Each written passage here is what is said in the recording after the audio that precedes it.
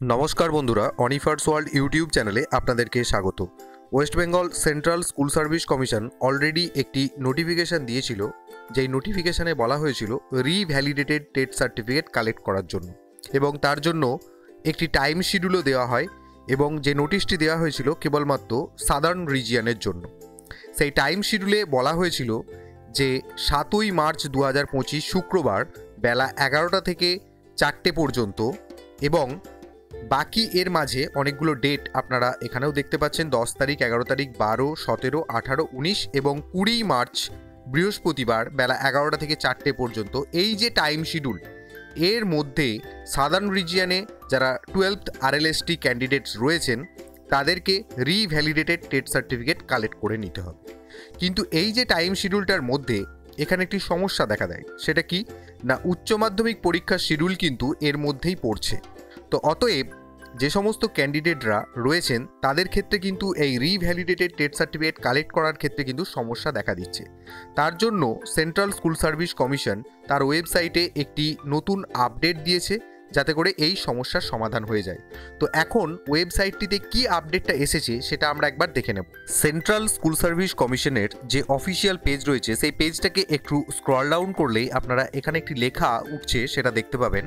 বলা হচ্ছে, it is notified for all concern that 12th RLST candidates, অর্থাৎ 12th RLST candidate যারা রয়েছেন তাদের সবাইকে জানানো যাচ্ছে যে who might be unable to collect revalidated TET certificates, অর্থাৎ যারা RLST ক্যান্ডিডেট রয়েছেন তারা যারা রিভ্যালিডেটেড টেট সার্টিফিকেট কালেক্ট করতে পারছেন না অন দ্য শিডিউল ডেজ, অর্থাৎ যে নির্দিষ্ট দিনগুলি কমিশন প্রকাশ করেছিল একটি নোটিফিকেশনের মাধ্যমে, এবং যেই নোটিফিকেশনটা একটু আগেই আমি শেয়ার করলাম, সেই ডেট অনুযায়ী যারা রিভ্যালিডেটেড টেট সার্টিফিকেট কালেক্ট করতে পারছেন না, তার কারণ কি, due to HS invigilation duty, অর্থাৎ তাদের হয়তো HS এক্সামিনেশন যেটা বর্তমানে চলছে তার ইনভিজিলেশন ডিউটি পড়েছে, or other such unavoidable events, বা হয়তো এমন কোনো পরিস্থিতিতে পড়েছেন যাতে করে আপনারা ওই রিভ্যালিডেটেড টেট সার্টিফিকেট কালেক্ট করতে পারছেন না।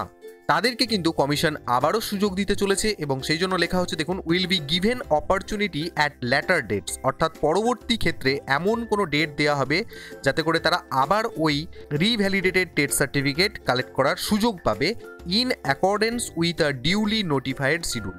এবং কবে কখন কালেক্ট করতে পারবে তার জন্য কমিশন অবশ্যই আগে ভাগে একটি নোটিফিকেশান দিয়ে সেখানে শিডিউলটা কিন্তু আপডেট করবে। এবং সাথে সাথে এটাও বলা হচ্ছে, it is made clear that no teacher should remain absent from HS invigilation. এই 12th RLST ক্যান্ডিডেট যারা রয়েছেন এবং তারা টিচার, তো সেক্ষেত্রে কোনো টিচারই এমন যেন না হয় HS ইনভিজিলেশনের দায়িত্ব আপনাদের পড়েছে এবং সেই ইনভিজিলেশনের দায়িত্বে আপনারা অনুপস্থিত রয়েছেন, এটা যেন একদমই না হয়।